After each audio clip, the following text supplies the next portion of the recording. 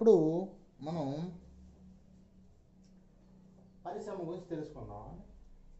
వస్త్ర పరిశ్రమ ఉండేది. వస్త్ర పరిశ్రమ, ఇటుకల పరిశ్రమ, కొండల పరిశ్రమ, చర్మ పరిశ్రమ, వడ్రంగి పరిశ్రమ, లోహ పరిశ్రమ, నౌకా పరిశ్రమ, ఆభరణాలు.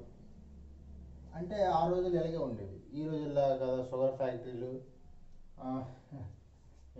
ఐరన్ ఫ్యాక్టరీలు అలా కాకుండా ఆ రోజులకు తగ్గట్టుగా పరిశ్రమలు ఉండేవండి. వస్త్ర పరిశ్రమ అయితే ప్రతి బాగా లభ్యమయ్యేది కాబట్టి. అంటే సింధు నాగరికతలో ఫస్ట్ కమర్షియల్ క్రాప్ ఏదైనా ఉన్నదంటే ప్రతి వాణిజ్యపరమైన పంట ప్రతి. సెకండ్ అయితే మస్టర్డ్, సావాలకి వెళ్ళిపోద్ది. వస్త్ర పరిశ్రమ అంటే చెప్పుకో. చర్మ పరిశ్రమ అంటే ఆ రోజుల్లో జంతువులు తెలుసు బాగా పెంచుకున్నారు కాబట్టి చర్మ ఊలు కూడా లభ్యమయ్యేది. Cotton first. ఇటుక పరిశ్రమ ఉండేది గృహాల నిర్మాణానికి. అంటే స్థిర నివాసం ఏర్పాటు చేసుకున్నారు. వ్యవసాయం తెలిసింది కాబట్టి స్థిర నివాసం ఏర్పాటు చేసుకున్నారు కాబట్టి ఇటుకలు తయారీ పరిశ్రమ ఫేమస్ వచ్చింది. కుండల పరిశ్రమ, వడ్రంగి పరిశ్రమ, లోహ పరిశ్రమ అంటే సింధు నాగరికత ప్రజలకి కాపర్ తెలుసు. థామస్ ఇలా ముందే చెప్పుకున్నాం కదా. ఇదంటే కేత్రి, రాజస్థాన్ లోహ పరిశ్రమ. ఆ రోజు నుంచి కేత్రి ఫేమస్ అండి. కాపర్, తర్వాత బ్రాంజ్ అంటే తగరము తెలుసు వీళ్ళకి. బ్రాంజ్ అంటే లోహం కదా. తగరము తెలుసు, కాపర్ తెలుసు. నెక్స్ట్ వెండి తెలుసు, బంగారం తెలుసు. ప్రపంచంలోనే వెండి ఎక్కువగా వాడినటువంటి నాగరికత ఏదైనా ఉన్నదంటే సింధు నాగరికతే. ఎక్కడి నుంచి దిగుమతి చేసుకున్నాడు? వెండి మన దగ్గర ఉండేది కదండి. ఎక్కడి నుంచి దిగుమతి చేసుకున్నాడంటే ఆఫ్ఘనిస్తాన్ నుంచి, ఇరాన్ నుంచి అంటే పర్షియా. అంటే చాలా మందికి మెసపటోమియా, పర్షియా చాలా కన్ఫ్యూజన్గా ఉంటుందండి. మెసపటోమియా టోన్ అంటే రాక్ టోన్. మెసపటోమియా ఇరాక్ అని గుర్తుంచుకోవచ్చు అండి. పర్షియా అంటే ఇరాన్ అని గుర్తుంచుకోవచ్చు. సుమేరియా అన్న పర్షియా అన్న ఒకటేనండి. ఇరాన్ అండి. సుమేరియా అన్న మెసపటోమియా అన్న ఇరాక్ అండి. పర్షియా అంటే ఇరాన్ అండి. ఇది బాగా గుర్తుంచుకోండి. ఇనుము అసలు అంటే ఆర్యన్స్కి తెలుసు. సింధు నాగరికతలకి ఇనుము తెలియదు. గోల్డ్ తెలుసు, చాలా తక్కువ. అదేవిధంగా విదేశీ వ్యాపార వాణిజ్యం గురించి తెలుసుకుంటే సింధు నాగరికత వ్యాపార వాణిజ్యం నదుల ద్వారా ఇక్కడ నేను నౌకతో ఇంకా పరిశ్రమ గురించి చెప్పలేదు. నౌకా పరిశ్రమ లోతాల నుంచి జరిగేదండి. సముద్రం ప్రాంతం నుంచి జరిగేది. ఎక్కువగా లోతాలు చెప్పాను కదా, చాలా ఇంపార్టెంట్. ఆ రోజుల్లో దిగుమతులు ఎక్కడి నుంచో జరిగేవండి, లోతాల నుంచి. ఆభరణాలు ఇస్తే ఆభరణాలు ఏముంటాయండి? గవ్వలు ఇలాంటివి ఆభరణాలు. అప్పుడు ఆభరణాలు ఇవేనండి. సముద్రంకి ఏదైతే దగ్గర ఉండదో అక్కడే ఆభరణాలు తయారయ్యేవండి. చాన్హదారు, దాల్వేరా, లోతాలు ఇవన్నీ సముద్ర ప్రాంతాలు సైట్స్ అండి ఇవి. అయితే వ్యాపార వాణిజ్యాలు అప్పుడు సుమేరియా అంటే చెప్పాం కదండి. సుమేరియా అంటే మెసపటోమియా, ఇప్పుడున్న ఇరాక్ అండి. ఈ సుమేరియాతో వ్యాపార వాణిజ్యాలు ఎక్కువగా జరిగాయండి. దానికి ఆనవాళ్ళు దొరికాయండి. అక్కడ యూనిఫామ్ శాసనంలో 2350 BCలో యూనిఫామ్ శాసనం అంటే ఉరునగరం దగ్గర ఉందండి ఇది. ఈ యూనిఫామ్ శాసనంలో సింతన్ని ఇక్కడి నుంచి ఎగుమతి చేస్తున్నట్టు, ఎక్కడికి మిలుహాకి ఎగుమతి చేస్తున్నట్టు రాసి ఉందండి. మిలుహా అంటే సింధు ప్రాంతం అని అర్థం. సింతన్ అంటే కాటన్ అని అర్థం అండి. అలా లాంగ్వేజ్లో రాయబడి జరిగింది. 3 స్తూపాకార శాసనాలు దొరికాయండి. ముద్రికలు, శాసనం అంటే మీన్. అప్పుడు శాసనం అంటే ముద్రిక, సీల్స్ అంటాం. అందుకే వాళ్ళ లిపిని చదవలేకపోయాం మనం. అదేవిధంగా అయితే ఏమన్నాను, సింతన్ను మెలుహాకి ఎగుమతి చేస్తున్నట్టు యూనిఫామ్ శాసనంలో ఉంది. అయితే ఇది ఏ లిపిలో రాసిబడి ఉందంటే మెసపటోమియా లిపి అండి. మెసపటోమియా లిపిలో రాయబడి ఉన్నదండి యూనిఫామ్ శాసనంలో. నాగరికత ప్రజలకు ముఖ్య ఆర్థిక వ్యవస్థ ఏమంటే సింధు నాగరికత ప్రజలకు ముఖ్య ఆర్థిక వ్యవస్థ ఇది వ్యవసాయం చూసుకుంటే గోధుమ, బార్లీ. కమర్షియల్ అయితే ప్రత్తి, సెకండ్ ఆవాలు. ఇది సింధు నాగరికత ప్రజలటువంటి ముఖ్య ఆర్థిక వ్యవస్థ. అదేవిధంగా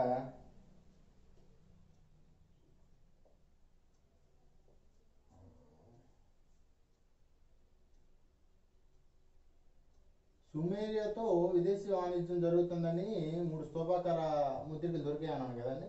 ఇవి ఎక్కడ దొరికాయంటే మెహంజోదారోలో దొరికాయండి. మెహంజోదారోలో దొరికాయి. ఎక్కడ దొరికింది? మెహంజోదారోలో దొరికింది. యూనిఫామ్ శాస్త్రం ఏ లిపిలో ఉంది? ఇంపార్టెంట్ అండి ఇవి. మెసోపోటేమియా లిపిలో ఉంది. సింతన్ను మెలుహాకి ఎగుమతి చేస్తున్నట్టు. ఎక్కడ దొరికాయి ఇవి? అక్కడ దొరికాయి. అదండి ఊరునాగరం.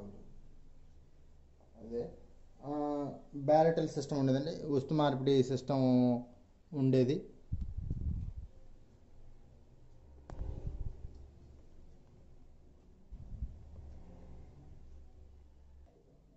సింధు నాగరికతల మతం గురించి డిస్కషన్ చేద్దామండి ఇప్పుడు. ఇంతకుముందు వాణిజ్య వ్యాపారం గురించి చెప్పుకున్నామండి. వాణిజ్య వ్యాపారం చెప్పుకునేటప్పుడు ఎగుమతులు దిగుమతులు జరిగాయని చెప్పాను కదా.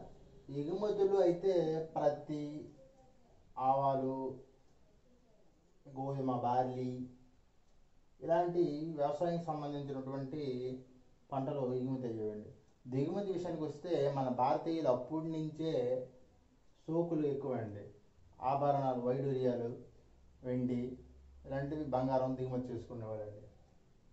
మతం విషయానికి వస్తే మదర్ గాడెస్ అమ్మతల్లిని పూజించేవారండి. మతం విషయానికి వస్తే సింధు నాగరికత ప్రజలు అమ్మతల్లిని పూజించేవారు. పశుపతి మహాదేవుని పూజించేవారు. ఇది ఆనవాళ్ళు మెహంజోదారో లభ్యమయ్యాయి. పశుపతి మహాదేవుని కొందరి చరిత్రకారుల అభిప్రాయం ప్రకారము శివుడనే అర్థం అంటారు. అదేవిధంగా ఈ పశుపతి మహాదేవుడు 3 తలాలతో ఉంటాడు. ఎక్కడ లభ్యమైందంటే మెహంజోదారోలో లభ్యమైంది. ఇది ఇంపార్టెంట్. లింగము, యోనిని కూడా పూజించారండి. లింగము అయితే మెహంజోదారోలో, యోని అయితే హరప్పాలో లభ్యమయ్యాయి. చెట్టును పూజించారు. రావి చెట్టు పూజించారు, పామును పూజించారు, ఎద్దును పూజించారు. సింధు నాగరికత ప్రజలు పూజించినటువంటి పక్షి ఏదైనా ఉందంటే అది పావురం అండి. స్వస్తిక్, సూర్యుడిని గుర్తుగా స్వస్తిక్ గుర్తుని ఈ సింధు నాగరికత ప్రజలు వాడేవారండి. ఇది సింధు నాగరికత ప్రజల మతం సంబంధించి. ఇప్పుడు సింధు నాగరికత ప్రజల అంతం, సింధు నాగరికత ప్రజలు అంతం ఎలా జరిగింది?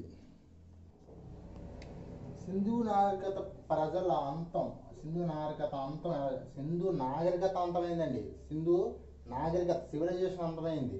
సింధు సంస్కృతి అంతం కాలేదు. సంస్కృతి అంతం కాలేదు. కల్చర్ అంతం కాలేదు. సివిలైజేషన్ మాత్రమే అంతమైందండి. ఇది బాగా గుర్తుంచుకోవాలి. సింధు నాగరికత అంతమయ్యింది. సింధు నాగరికత సంస్కృతి అంతం కాలేదు. సంస్కృతి అనేది అలా వెళ్తూనే ఉంటుంది. అయితే కొంతమంది శాస్త్రవేత్త ప్రకారము Mortimer Wheeler, G F Dales, Raikes, Agarwal శాస్త్రవేత్తల ప్రకారం ఏంటంటే మార్టిమన్ వీలర్ ఏమంటాడంటే ఆర్యుల దండయాత్ర వల్ల సింధు నాగరికత ప్రజలు అంతమయ్యారని చెప్తారు. దక్షిణం వైపు తమ సంచారాన్ని కొనసాగించారని. అదేవిధంగా జిఎఫ్ డేల్స్ వరదలు, మెహంజోదారో సినిమాలో దీన్ని బేస్ చేసుకునే తీస్తారండి మెహంజోదారో మూవీ, జిఎఫ్ డేల్స్ ప్రకారము. అదేవిధంగా రాబర్ట్ రైక్స్ ఏమంటాడంటే భూకంపాల వల్ల జరిగిందంటాడు. అగర్వాల్ ఏమంటాడంటే నదులు ఎండిపోవడం అన్నట. నదులు ఎండిపోవడం అంటే కొన్ని నదులు ప్రవాహ దిశ మార్చుకున్నాయండి. కొన్ని సరస్వతి నది, ఎగ్జాంపుల్ సరస్వతి నది తీసుకుంటే సరస్వతి నది ఎండిపోయింది, ఇప్పుడు లేదు. అప్పుడున్న సరస్వతి నది ప్రస్తుతం లేదు. ఆ విధంగా అగర్వాల్ నదులు ఎండిపోవడం వల్ల సింధు నాగరికత అంతమైందని, రైక్స్ భూకంపాల వల్ల. ఐ థింక్ ఇదో ఇచ్చాడండి, గ్రూప్ 2కి ఇచ్చాడు. రాబర్ట్ రైక్స్ భూకంపాలు వల్ల ఈ విధంగా సింధు నాగరికత అంతమైంది. అంతేగాని సింధు సంస్కృతి అంతం కాలేదు. ఇదే అండి సింధు నాగరికత కోసం. మనం నెక్స్ట్ ఆర్యుల గురించి డిస్కషన్ చేసుకుందాం. వెల్కమ్ టు స్టడీ సింపుల్ అండి. ఇప్పుడు మనం సింధు నాగరికత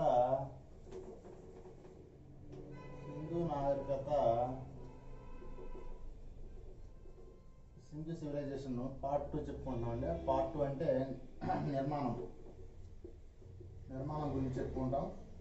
హోమియోసేపియన్స్ అనే జాతి వారు ఉన్నారని చెప్పాం, ఆలోచించదగ్గ మనుషులు కాబట్టి నాగరికత వచ్చింది. అయితే హోమియోసేపియన్స్లోనే అనేక జాతులు ఉన్నాయి. ఒకటి మంగోలాయిడ్స్ అంటే మంగోలియన్స్, చైనాస్ అలాంటి మొక్క కలిగిన వారు. అదేవిధంగా ప్రోటో ఆస్ట్రాయిడ్స్,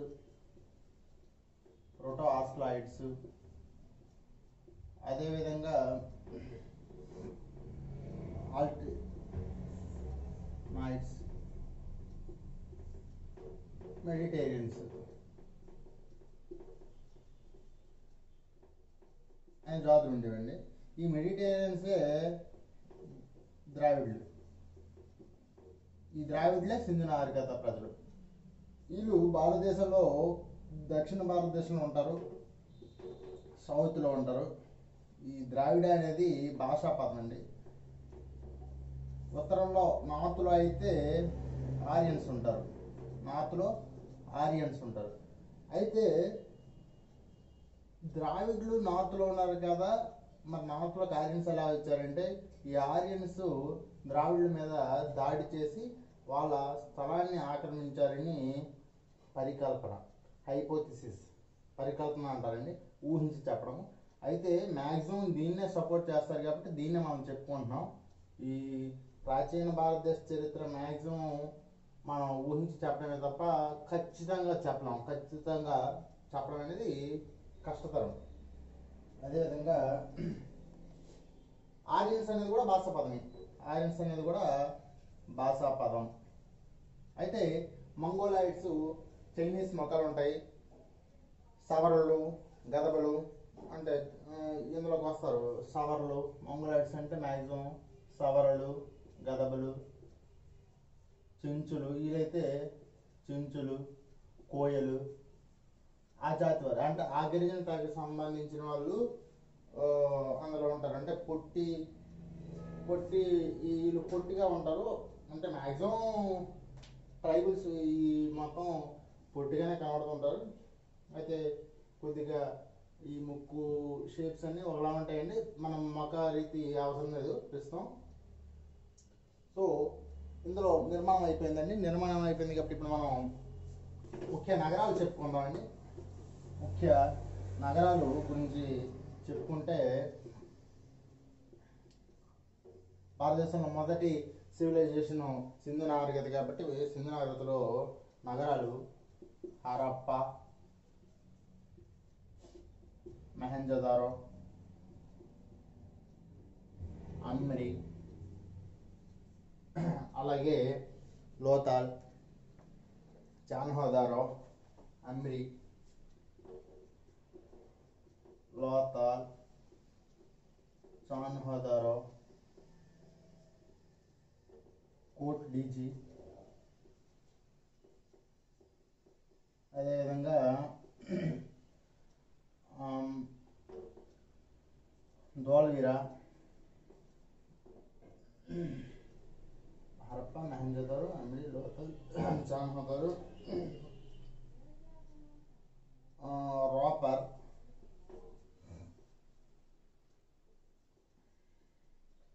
బన్వాలి, కాలిబంగన్,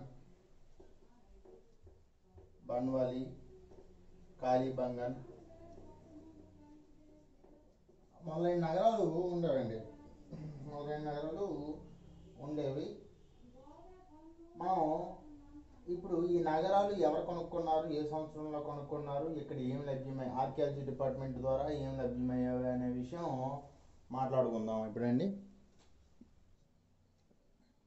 మనం ఇది హరప్ప నగరాల గురించి అండి. హరప్ప నగరాలు ఏ సంవత్సరంలో ఆర్కియాలజీ డిపార్ట్మెంట్ కొనుక్కున్నది, ఎవరు కొనుక్కున్నారు. అప్పుడు నగరాలు అన్నీ నది ఒడ్డున ఉన్నాయని చెప్పుకున్నాం కదా. అదేవిధంగా అక్కడ లభ్యమైనటువంటి వస్తువులు ఏంటి అనేది రాశానండి. ఇది చాలా ఇంపార్టెంట్. ముందుగా హరప్పా గురించి చెప్పుకుందామండి. హరప్ప పాకిస్తాన్లో, ప్రస్తుతం పాకిస్తాన్లో ఉన్నది. పాకిస్తాన్ పంజాబ్ రాష్ట్రంలో ఉంది. ఆ ప్రావిన్స్ పంజాబ్ ప్రావిన్స్ అంటే అక్కడ పంజాబ్ ప్రావిన్స్. మహేంద్రగఢ్ కూడా పాకిస్తాన్. సింధు ప్రావిన్స్, అమ్రి సింధు, చాన్హోదారో కూడా సింధు. మ్యాక్సిమం అప్పుడువన్నీ సింధు నది పరివాహక ప్రాంతంలో ఉన్నాయి కాబట్టి అప్పుడున్న సింధు నది ఇప్పుడున్న సింధు రాష్ట్రంగా మారింది. హరప్ప పంజాబ్, మహేంద్రగఢ్ సింధు, అమ్రి సింధు, చాన్హోదారో సింధు. లోతల్ గుజరాత్లో ఉంది. Water famous. రాపర్ కూడా పంజాబ్, ఇప్పుడున్న పంజాబ్. కోర్టీజీ సింధు, కాలిబంగన్ రాజస్థాన్, బన్వాలి హర్యానాలో ఉంది, ధోల్వేరా గుజరాత్లో ఉంది. ఈ విధంగా మ్యాక్సిమం 1920 ఫస్ట్ కనుక్కున్న ఈ సైట్ 1921లో కనుక్కున్నారు. తర్వాత 22 మహేంద్రగఢ్ కనుక్కున్నారు. తర్వాత అమ్రి, తర్వాత చాన్హోదారో. మ్యాక్సిమం ఒకటిలో వస్తుండే హరప్ప, చాన్హోదారో, కాలిబంగన్, ధోల్వేరా.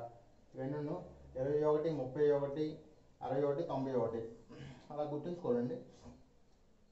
అదేవిధంగా దయానంద్ సహాని ఫస్ట్ సైట్ కొనుక్కున్నాడు. RD Banerjee, Majumdar, SR Rao, YD Sharma, కేకాన్ బిబిలాల్, బిస్తా, JP Joshi. అయితే అప్పుడున్న నగరాల్లో నదీ పరివాహక ప్రాంతంలోని ఏకైక నగరము ధోల్వేరా. ధోల్వేరా మాత్రమే నదీ పరివాహక ప్రాంతంలో లేదు. అయితే మ్యాక్సిమం సింధు నదీ పరివాహక ప్రాంతంలోనే ఉన్నాయండి. బొగవ్, రావి నది ఒడ్డు ఉండేది హరప్ప అండి. బొగవ నది ఒడ్డు ఉండేది లోతాల్ అండి. సట్లెజ్ నదీ పరివాహకంలో రాపర్. బన్వాలి సరస్వతి నదీ పరివాహక ప్రాంతంలో ఉందండి. లోతాల్ బొగవ నది ఒడ్డున ఉంది. రాపర్ సట్లెజ్ నది ఒడ్డున ఉంది. కాలిబంగన్ రాజస్థాన్లో ఉంది. కాలిబంగన్ దగ్గర. హరప్ప అంటే మహేంద్రగఢ్ అంటే మృదుల దెబ్బ అండి. మహేంద్రగఢ్ అంటే మృదుల దెబ్బ అని లాంగ్వేజ్ ఏంటంటే సింధీ. మహేంద్రగఢ్ అని మృదుల దెబ్బ అంటారు. ఏ లాంగ్వేజ్ అంటారు అంటే సింధీ లాంగ్వేజ్లో మృదుల దెబ్బ అంటారు. అదేవిధంగా కాలిబంగన్ కూడా నల్ల గాజులని అర్థం. కాలిబంగన్ అంటే కాలి అంటే నలుపు, గాజులండి నలుపు గాజులని గుజరాతీ లాంగ్వేజ్లో అర్థం. లోతాలు కూడాను అంటే సింధీ భాషలో మహేంద్రగఢ్ అంటే మృదుల దెబ్బ అని అర్థం. లోతాలు కూడా గుజరాతీలో మృదుల దెబ్బ అని అర్థం. గుజరాతీలో మృదుల దెబ్బ అని అర్థం.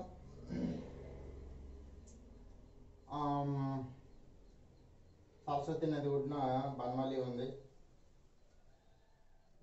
గడ్గర్ కాలిబంగన్, సట్లెజ్ రాపర్, బొగవో రాపర్, లోతర్ రెండు. అయితే ఒక్కొక్క దానికి కొన్ని ప్రత్యేకతలు ఉన్నాయి.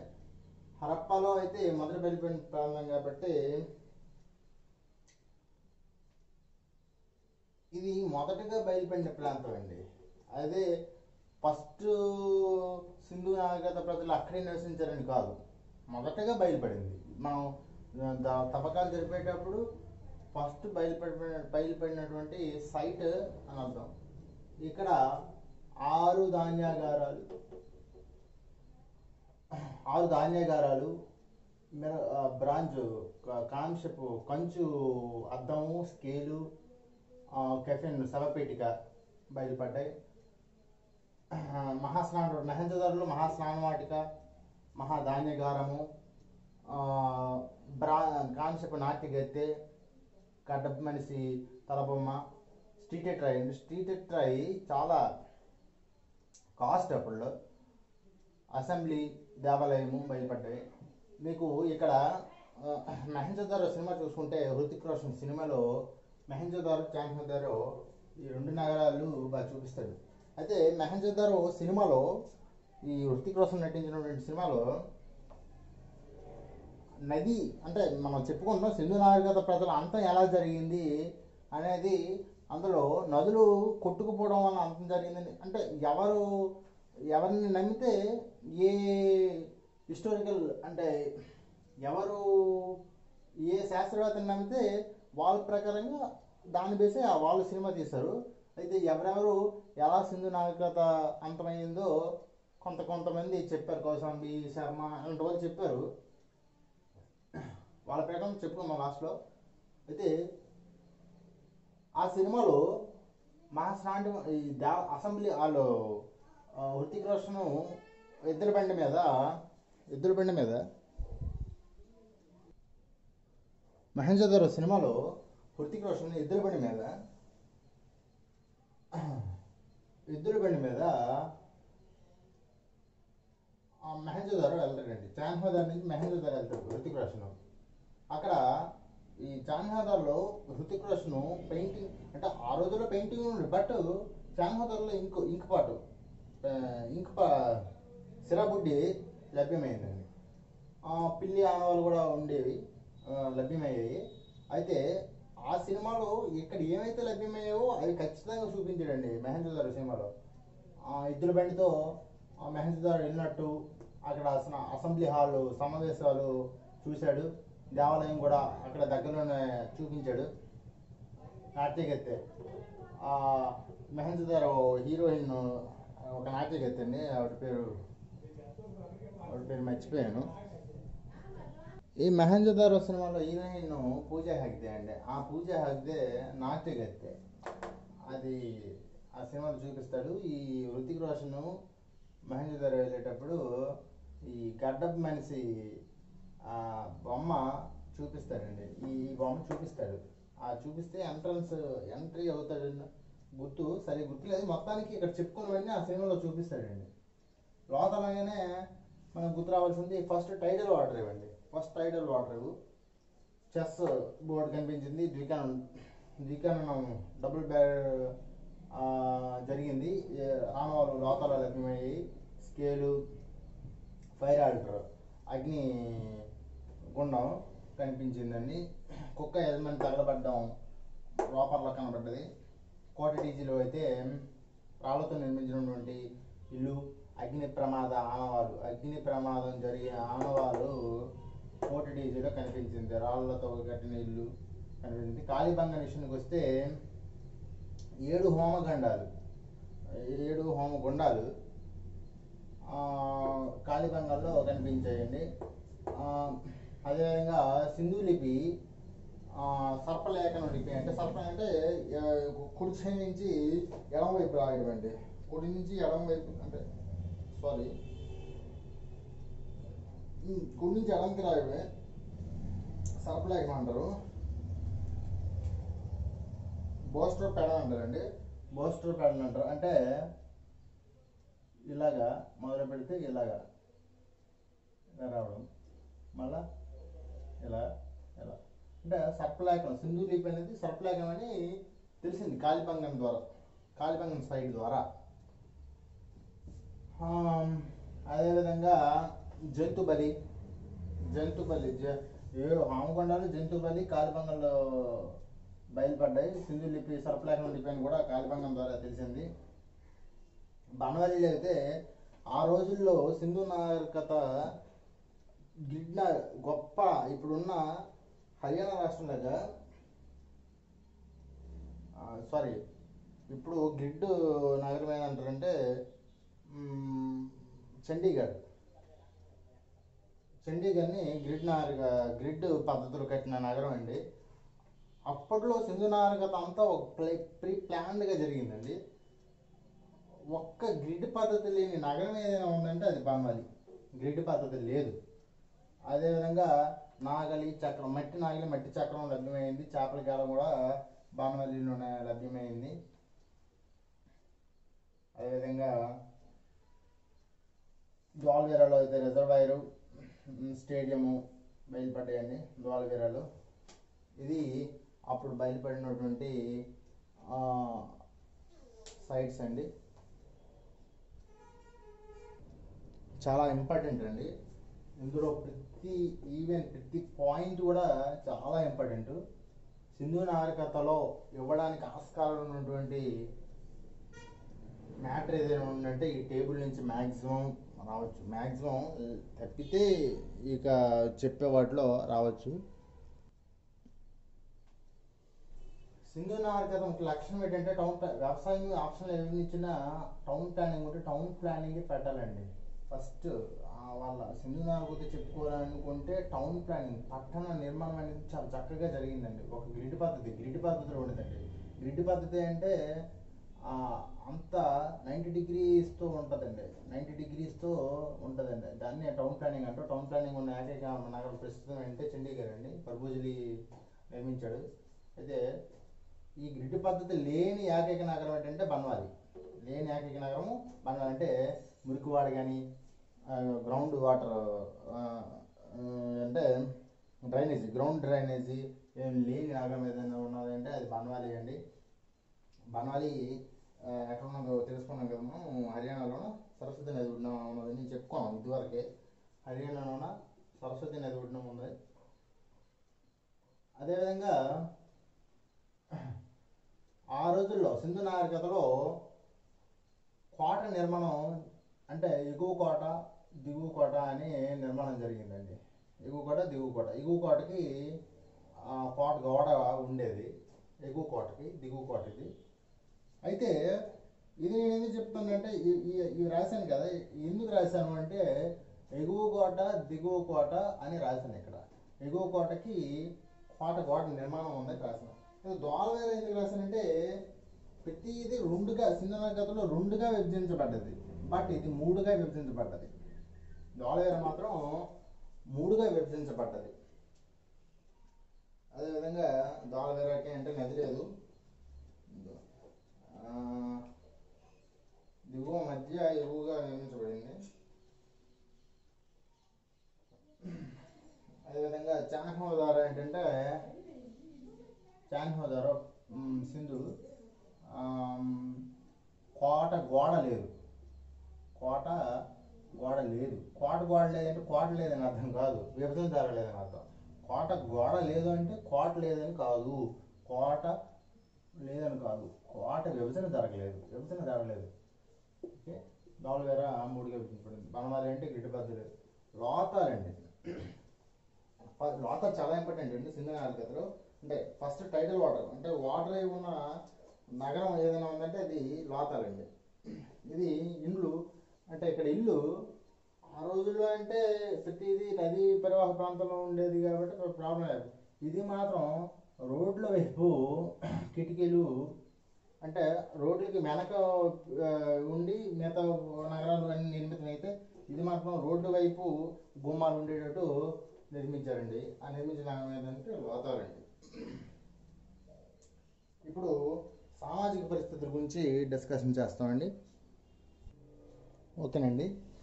సామాజిక పరిస్థితి గురించి చెప్పుకోవాలి అంటే ఎక్కడ సామాజిక పరిస్థితి గురించి చెప్పుకోవాలంటే ఖచ్చితంగా మహిళల గురించి చెప్పుకోవాల్సి వస్తుందండి. ఖచ్చితంగా మహిళల గురించి చెప్పాలి. ఇక్కడ సామాజిక పరిస్థితులు అంటే కులం బేసు, అంటే మామూలుగా చెప్తున్నాండి సింధు నాగరికత సామాజిక పరిస్థితి. సాధారణంగా సామాజిక పరిస్థితి ఎలా ఉంటుందో దాని గురించి వివరిస్తున్నాను. కులము సంపద అండి. అదేవిధంగా కులం గురించి చెప్పుకునేటప్పుడు హిందూ సాంప్రదాయం అయితే బ్రాహ్మణులు, దళితులు అని ఇలా కులాల గురించి చెప్పుకుంటాం. అదే ముస్లిమ్స్ అయితే టర్కీస్, దిగువ వాళ్ళు అయితే హబ్షీలు ఉంటాయండి. సంపద పరంగా అయితే ధనికుడు, పేద ఉంటాయండి కదా, ధనిక పేద ఉంటాయి. అదేవిధంగా వర్ణన ప్రకారంగా అయితే వర్ణము ప్రకారంగా అయితే తెలుపు, నలుపు ఇలా జరుగుతాయి. బట్ మనం సింధు నాగరికత విషయానికి వస్తే అక్కడ సామాజిక పరిస్థితి సంపద బేస్ అయి జరిగింది. అందుకే దిగువ కోట ఎక్కువ కోట నిర్మించడం జరిగింది. సంపద బేస్ ధనిక పేద చెప్పడం జరిగింది అండి. అయితే అప్పటి సామాజిక పరిస్థితి కుల వ్యవస్థ ఆవిర్భవించలేదు, వర్ణం కూడా లేదు, ఓన్లీ సంపద బేస్ అయి సామాజిక పరిస్థితులు వర్ణించబడ్డాయి. అయితే ఇక్కడ డిడి కౌశాంబి శర్మ, ఏ శర్మ అంటే ఆర్ఎస్ శర్మ అండి, ఈయన కూడా important. R S Sharma, John Marshall and Gordon child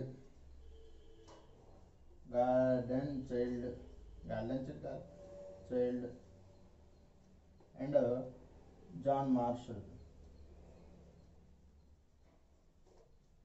DD Kosambi అంటే సింధు నాగరికత సామాజిక పరిస్థితి గురించి చెప్పేటప్పుడు డిడి కౌశాంబి ఏమన్నాడు అంటే, ఇది మతపరమైన రాజ్యము, సింధు నాగరికత మతపర రాజ్యము, ఈయన లౌకిక రాజ్యము, ఈయన మున్సిపల్